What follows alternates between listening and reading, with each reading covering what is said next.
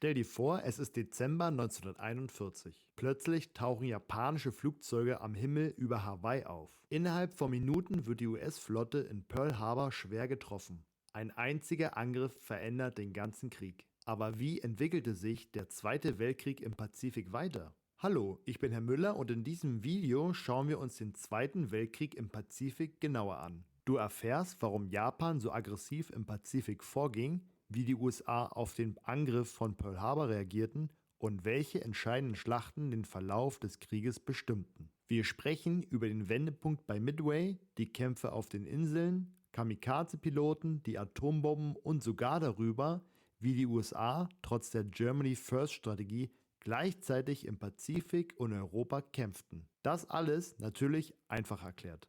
Los geht's! Kapitel 1: Japans Aufstieg zur Großmacht.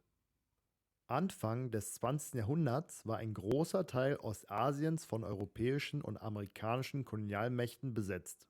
Nur Japan konnte sich als unabhängige Macht behaupten. Bereits zuvor hatte Japan in mehreren Kriegen wichtige Siege errungen. 1894-95 besiegte es China und eroberte die Hafenstadt Port Arthur. 1904-1905 gewann es den Krieg gegen Russland. Das war das erste Mal, dass ein asiatisches Land eine europäische Großmacht besiegte. Im Ersten Weltkrieg kämpfte Japan auf der Seite der Alliierten und konnte deutsche Kolonien in Asien übernehmen. Nach dem Krieg war Japan neben China die stärkste Macht in Ostasien. Es kontrollierte nicht nur die japanischen Inseln, sondern auch Korea, Taiwan, Teile von Sachalin und mehrere Inselgruppen im Pazifik. Während der Taisho-Zeit 1912 bis 1926 verlor der Tenno, also der japanische Kaiser, wegen Krankheit an Einfluss. Und das Parlament sowie Parteien gewannen an Macht. Doch mit der Inthronisierung Hiriotos 1926 begann die Showa-Zeit, in der nationalistische Kräfte immer stärker wurden. Die Weltwirtschaftskrise ab 1929 verschärfte die Lage. Viele Japaner glaubten, dass eine Expansion ins Ausland die wirtschaftlichen Probleme lösen könnte. Große Industrie- und Finanzgruppen, die sogenannten Zaibatsu, mächtige Unternehmenskonzerne, unterstützten diesen Kurs. In den 1930er Jahren kam es dann zu mehreren Putschversuchen. Sozialisten wurden verfolgt, die Presse wurde zensiert und das Militär übernahm Schritt für Schritt die Kontrolle über die Regierung. Die nationalistischen Militärs wollten eine neue Ordnung in Asien schaffen. Offiziell hieß es, man wollte die asiatischen Länder von der Herrschaft der Europäer befreien. In Wirklichkeit sollte Japan die Vormachtstellung übernehmen. Dafür brauchte Japan Rohstoffe wie Öl, Eisen und Kautschuk. Deshalb eroberte es schon früh die Mandschurei 1931 und später große Teile Chinas ab 1937. Zusätzlich besetzte Japan Kolonien in Südostasien wie die Philippinen, Indonesien, Malaysia und Teile Indochinas, die reich an Rohstoffen waren. Die USA und andere westliche Länder wollten das nicht akzeptieren und verhängten Wirtschaftssanktionen. Sie froren japanische Vermögenswerte ein und stoppten die Lieferung von Öl, Stahl und weiteren wichtigen Rohstoffen. Ohne diese Importe konnte Japan seine Armee und Industrie kaum versorgen. Deshalb sah sich Japan gezwungen, mit einem Angriff auf die USA und ihre Verbündeten den Zugang zu Rohstoffen militärisch zu sichern. Kapitel 2: Der Angriff auf Pearl Harbor. Japans Antwort auf die Wirtschaftssanktionen war ein Überraschungsangriff auf die US-Flotte in Pearl Harbor am 7. Dezember 1941. In den frühen Morgenstunden starteten über 350 japanische Flugzeuge von Flugzeugträgern aus. Sie griffen in 2 Wellen an und zerstörten Schiffe, Flugzeuge und Einrichtungen des Hafens. 8 Schlachtschiffe wurden getroffen, 4 sanken, darunter die Arizona und die Oklahoma. Die übrigen wurden schwer beschädigt. Viele weitere Schiffe und hunderte US-Flugzeuge wurden zerstört. Doch die amerikanischen Flugzeugträger, die später entscheidend sein sollten, waren zufällig nicht im Hafen. Das Ziel des Angriffs war es, die amerikanische Pazifikflotte auszuschalten, damit Japan ungestört Südostasien erobern und sich Rohstoffe sichern konnte. Japan hoffte, die USA so lange in Schach zu halten, dass sie einen schnellen Frieden akzeptieren würden. Doch der Angriff hatte den gegenteiligen Effekt. Am Tag darauf erklärte der amerikanische Präsident Roosevelt im Kongress, dass der 7. Dezember ein Tag der Schande sei. Und die USA erklärten Japan offiziell den Krieg. Wenige Tage später erklärte Hitler den USA eigenständig den Krieg. Nicht, weil der Drei-Mächte-Pakt ihn dazu zwang, sondern aus politischem Kalkül. Kapitel 3: Die japanische Invasion Südostasiens. Am 7. Dezember 1941 begann zeitgleich die japanische Invasion Südostasiens. Innerhalb weniger Monate eroberten die Japaner die Philippinen, die malaiische Halbinsel mit Singapur, niederländisch-Ostindien, heute Indonesien, sowie Teile von Neubritannien und Neuirland. Die dort stationierten Truppen der USA, Großbritanniens, Australiens und der Niederlande waren völlig überrascht und konnten kaum Widerstand leisten. So stand fast ganz Südostasien bis 1945 unter japanischer Kontrolle. Diese erste große Offensive Japans wird von amerikanischen Historikern die Centrifugal Offensive genannt, auf Deutsch auch Zentrifugaloffensive. In Japan sprach man vom Schlag nach Süden. Das Ziel war klar: Japan wollte mit Gewalt an die reichen Bodenschätze der Region kommen, vor allem an Öl. Die Japaner herrschten diktatorisch. In Indonesien arbeiteten sie teilweise mit einheimischen Politikern wie Sukarno zusammen, um ihre Herrschaft zu sichern. Gleichzeitig plünderten sie die Rohstoffe und setzten viele Zwangsarbeiter ein. Ab 1943 gründeten die Japaner lokale Milizen und 1944 führten sie sogar eine eingeschränkte Selbstverwaltung ein. Im Sommer 1945 kündigten sie an, Indonesien bald an die Bevölkerung zu übergeben.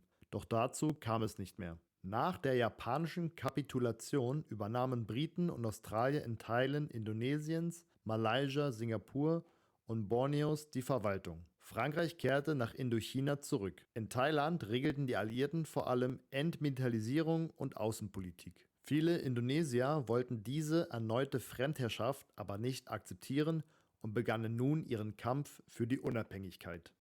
Kapitel 4: Die Antwort auf Pearl Harbor.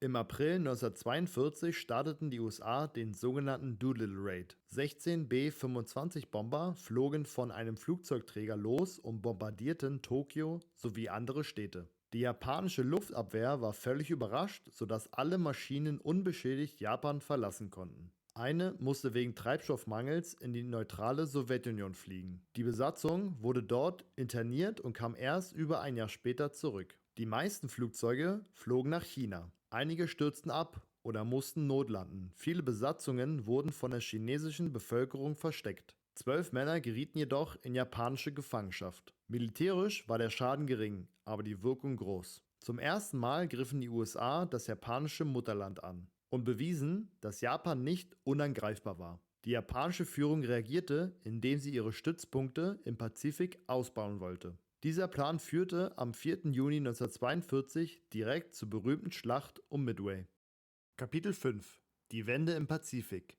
Die Schlacht um Midway.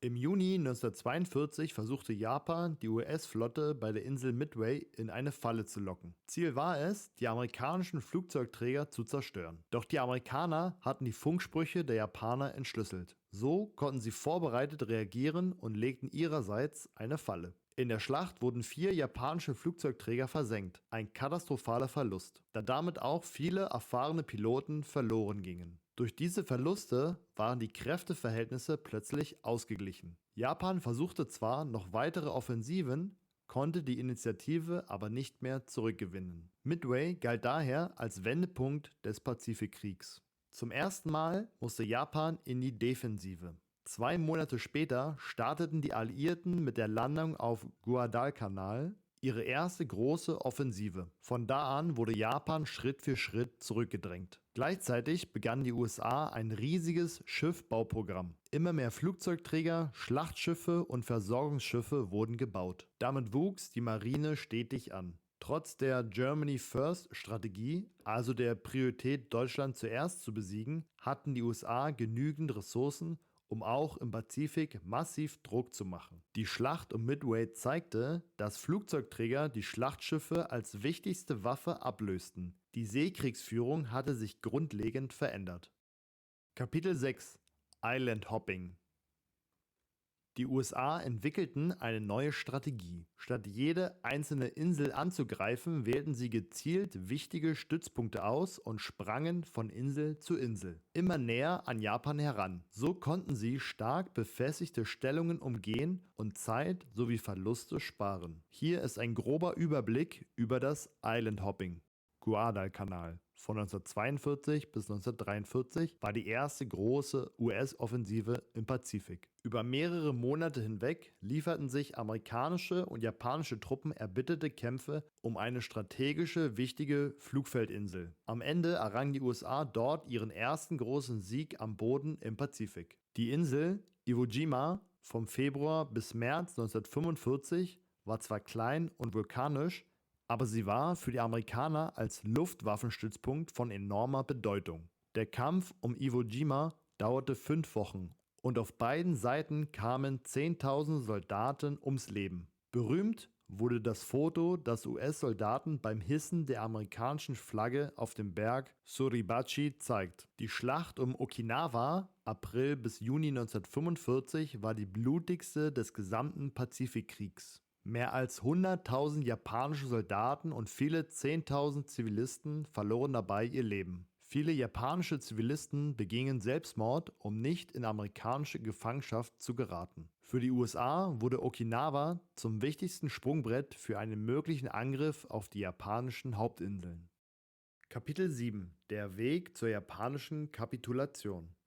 Nachdem Deutschland am 8. Mai 1945 kapituliert hatte, kämpfte Japan weiter, obwohl die Niederlage nur noch eine Frage der Zeit war. Die Alliierten verstärkten nun ihre Angriffe im Pazifik, um Japan Schritt für Schritt zurückzudrängen. Australische Soldaten landen bei der Operation Oboe auf verschiedenen Inseln, zum Beispiel auf Tarakan und Borneo. Dort eroberten sie wichtige Flugplätze und Ölgebiete, die für die Versorgung der Japaner entscheidend waren. Auch die Briten gingen in die Offensive. In Burma besetzten sie Rangoon, nachdem die Japaner die Stadt zuvor geräumt hatten. Damit verloren die Japaner einen wichtigen Stützpunkt in Südostasien. Zur gleichen Zeit flogen amerikanische Bomber massive Angriffe. Sie warfen nicht nur Bomben ab, sondern legten auch Minen in Häfen und an Küsten. So wurden immer mehr japanische Schiffe versenkt oder beschädigt. Zum ersten Mal beschossen alliierte Kriegsschiffe sogar direkt die japanischen Hauptinseln und zerstörten dort Fabriken und Stahlwerke. Die Japaner versuchten,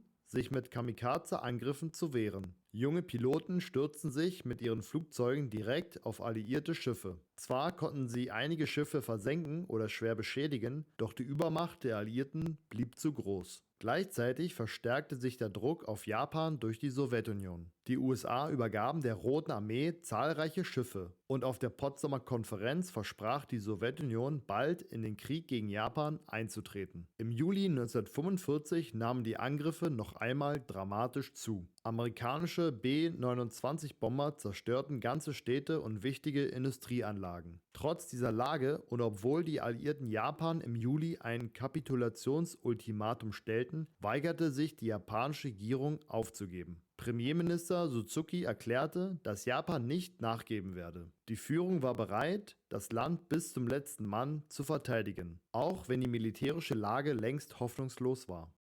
Kapitel 8: Der Einsatz der Atombombe und die japanische Kapitulation.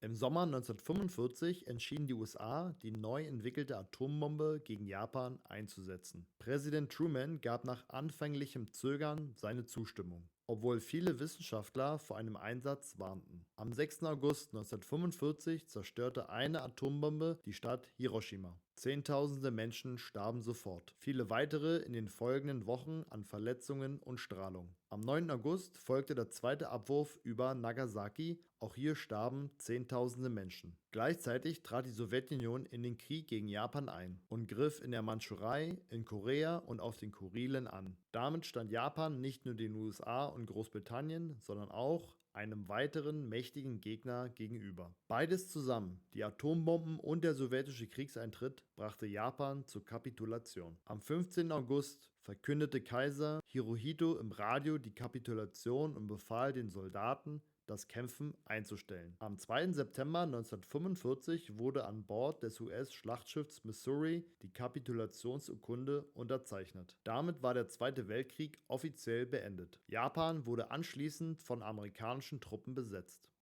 Kommen wir zur Zusammenfassung.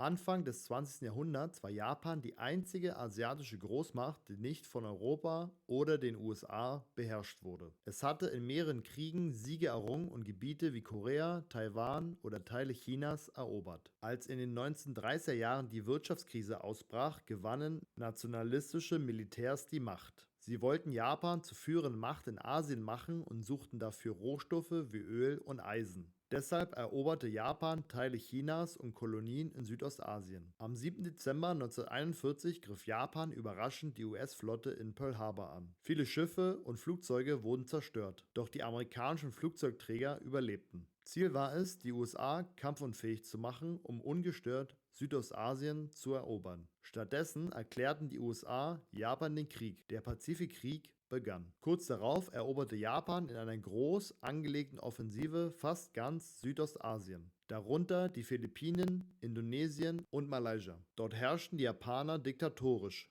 plünderten Rohstoffe und setzten Zwangsarbeiter ein. Im April 1942 antworteten die USA mit dem Doolittle Raid, einem Bombenangriff auf Tokio. Militärisch war er unbedeutend, aber er zeigte, dass Japan nicht unverwundbar war. Wenige Wochen später kam es zur Schlacht um Midway. Die Amerikaner hatten den Angriff vorhergesagt und versenkten 4 japanische Flugzeugträger. Das war die Wende. Japan musste von nun an in die Defensive. Die USA verfolgten danach die Island-Hopping-Strategie. Sie griffen nur ausgewählte Inseln an, wie Guadalcanal, Iwo Jima und Okinawa, und rückten so immer näher an Japan heran. Besonders Okinawa zeigte, wie verlustreich ein direkter Angriff auf Japan wäre. Nach der deutschen Kapitulation 1945 stand Japan allein da. Die Alliierten verstärkten ihre Angriffe, bombardierten Städte und zerstörten Fabriken. Japan setzte Kamikaze-Flieger ein, konnte den Vormarsch aber nicht stoppen. Im August 1945 setzten die USA schließlich 2 Atombomben ein. Am 6. August über Hiroshima und am 9. August über Nagasaki. Hunderttausende Menschen starben. Gleichzeitig erklärte die Sowjetunion Japan den Krieg und griff in Asien an. Am 15. August verkündete der japanische Kaiser im Radio die Kapitulation. Am 2. September 1945 unterzeichnete Japan auf dem US-Schlachtschiff Missouri die Kapitulationsurkunde. Damit war der Zweite Weltkrieg beendet. Damit endet unsere Reise durch den Pazifikkrieg, vom Angriff auf Pearl Harbor bis zur Kapitulation Japans. Doch nicht nur Japan stand am Ende des Zweiten Weltkriegs vor einem völligen Neuanfang. Auch Deutschland lag in Trümmern, Millionen Menschen waren tot oder auf der Flucht. Im nächsten Video schauen wir uns deshalb an, wie Deutschland nach 1945 neu geordnet wurde. Von der Kapitulation über die Besetzungszeit bis hin zum Beginn des Kalten Krieges. Wenn dir das Video gefallen hat, dann abonniere gerne den Kanal, um kein weiteres Video zu verpassen. Bis bald, dein Herr Müller.